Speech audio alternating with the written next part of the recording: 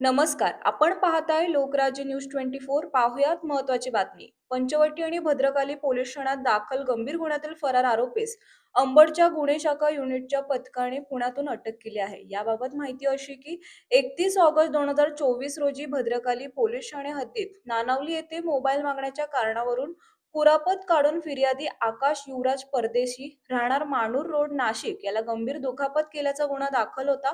तसेच 2 ऑक्टोबर 2024 रोजी अनिल सुभाष चव्हाण राहणार मखमलाबाद रोड क्रांतीनगर याला कोयत्याचा धाक दाखवून बळजबरीने रिक्षात टाकून धारदार हत्याराने वार करून जीवे मारण्याच्या उद्देशाने जखमी केल्याप्रकरणी पंचवटी पोलीस ठाण्यात गुन्हा दाखल होता. या दोन्ही गंभीर गुन्ह्यातील आरोपी रोहिदास वामनराव आहेर वयवर्ष 25 राहणार नवनाथ नगर पेठ रोड या गुन्ह्यानंतर 1 वर्षापासून स्वतःची ओळख लपवून हर्सुल पुणे येथे राहत होता.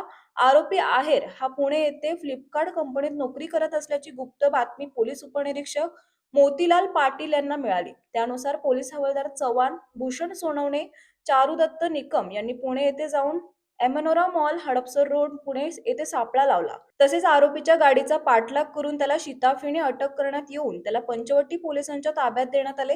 ही कामगिरी पोलीस आयुक्त संदीप कर्णिक, पोलीस उपायुक्त किरणकुमार चव्हाण, सहाय्यक पोलीस उपायुक्त संदीप मिटके यांच्या मार्गदर्शनाखाली वपोणी जगवेंद्र सिंग राजपूत, पोहनी मोतीलाल पाटील, सुहास क्षीरसागर, पोलीस हवालदार प्रकाश बोडके, योगेश चव्हाण, भूषण सोनवणे, पोलीस अंमलदार भगवान जाधव, चारुदत्त निकम, महिला पोलीस अंमलदार सविता कदम यांनी केले. महाराष्ट्रातील महत्त्वाच्या आणि ताज्या बातम्या पाहण्यासाठी आजच आमच्या लोकराज्य न्यूज 24 न्यूज चॅनलला YouTube वर सबस्क्राईब करा आणि बेल आयकॉन प्रेस करा.